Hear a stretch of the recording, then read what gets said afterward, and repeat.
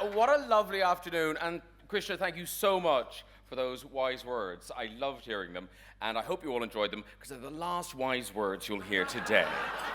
I was asked to say a few words, and this really is just a few words. It's not a speech, because I know at this time of the afternoon, the wine is starting to kick in, your thoughts are turning to snogging inappropriate people, and then spending the evening asleep in the Rosewood cubicles. Oh, got it.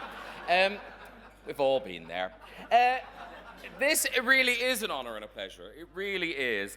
I have to say thank you to Attitude, not just for this lunch, but for putting me on the cover of their magazine.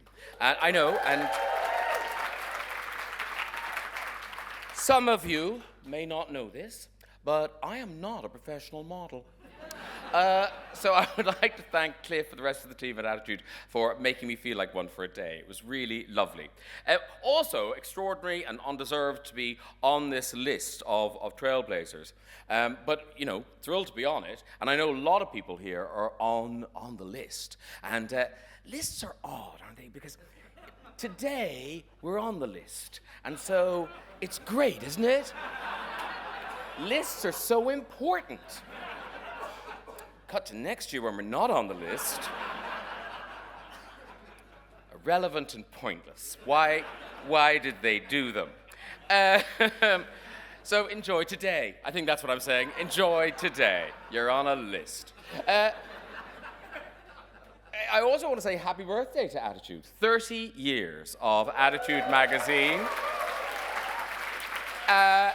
Congratulations. An amazing achievement, particularly now in that perilous world of magazine publishing, that you're still on the newsstands and still as popular and relevant. And I guess 30 years, it makes you kind of reflect on the last 3 decades and how far we've come as a community. And I was thinking about my own relationship with Attitude magazine, and it began in the late 90s, and I interviewed for the magazine Stephen Gately from Boyzone. And I interviewed him about coming out. And in fact, he hadn't come out. He'd sort of been smoked out. He'd been forced out. And he was really traumatized, and I was talking to him about that. And it was a long time ago. It was 25 years ago. And you think, well, you know, the world has changed. The world has moved on. We've come so far. And then, in the last 12 months, we saw the way the press dealt with Philip Schofield. You saw the way they dealt with Hugh Edwards. And you kind of begin to think, fuck, have we moved the needle at all? Where is the progress? And you know, you mentioned Drag Race, and I'm on the panel with Drag Race with Alan Carr, and we were filming it recently, and while Michelle was wanging on about lumpy padding, myself and Alan were talking about the kids on the show, these young queens on the show, and the really moving stories they tell in the workroom. And there's stories about being rejected by their family, there's stories about being bullied at school, there's stories about being physically assaulted. And myself and I was like, why haven't these stories changed? Why are these young queer kids still telling these stories all these decades later? And I don't remember you, Dan Savage, he had a great campaign about 2010, and it was the It Gets Better campaign. Do you remember that? And it was lots of kind of high-profile people talking to queer kids and telling their stories and telling them it gets better. And right now, it can often feel like, Jesus, we're lying to these kids. We're just making this shit up. RuPaul, he has a thing where he says when he watches the news or he gets an email to contribute to some campaign or other, he finds himself going, didn't we do this already?